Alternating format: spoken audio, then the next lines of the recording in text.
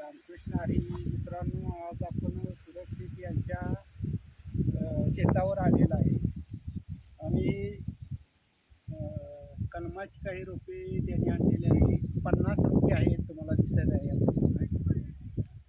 यामध्ये काही आंब्याचे आहेत, नारळ आहे, अजून काय चिक्कू आहे. आंबा, नारळ, चिक्कू याची झाडं आहेत. 50 झाडे त्याने लावलेली आहेत आणि त्यांची स्वतःची बोर पण आहे. आपण पाहू शकता, स्वतःची एक छोटीशी रूम आहे. तर आज 30 जून आहे.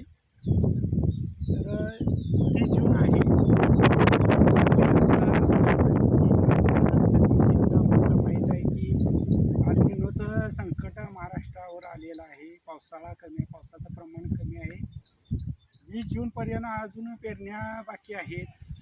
पाऊसच नाही. 20 जूननंतर थोडाफार खूप प्रमाणात पाऊस झालेला आहे आणि काही पेरण्या थोड्या झालेल्या आहेत, अजून बाकी आहेत. तर त्यांना झाडे लावण्याचं त्यांचं उद्दिष्ट काय आहे, तर एकतर यंदा पावसाचं प्रमाण कमी आहे आणि तर या दुसरं कारण म्हणजे त्यांनी यापूर्वी या शेतामध्ये भाजीपाला केला होता, पण इथून जंगल जवळ आहे, ते आपण पाहू शकता. इथून जंगल जवळ आहे, 2 किलोमीटर अंतरावर. आणि महत्त्वाचं म्हणजे रानगवे रात्रीच्या वेळेला या शेतामध्ये येतात, या बागामध्ये काही, आणि भाजीपाला वगैरे नासधूस करतात, खाऊन टाकतात.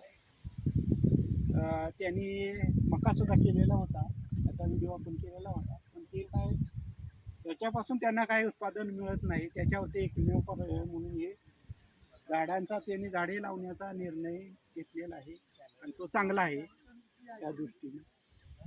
तर हे आपण पाहू शकता. तर एकूण 50 झाडे आहेत. यामध्ये नारळाची काय आहेत, नारळाची झाडे काय आहेत ते आपण पाहूया. लिंबूची काय आहे,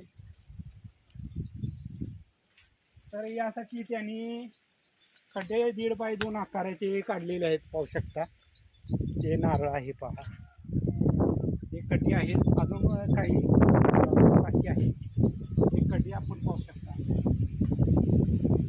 तर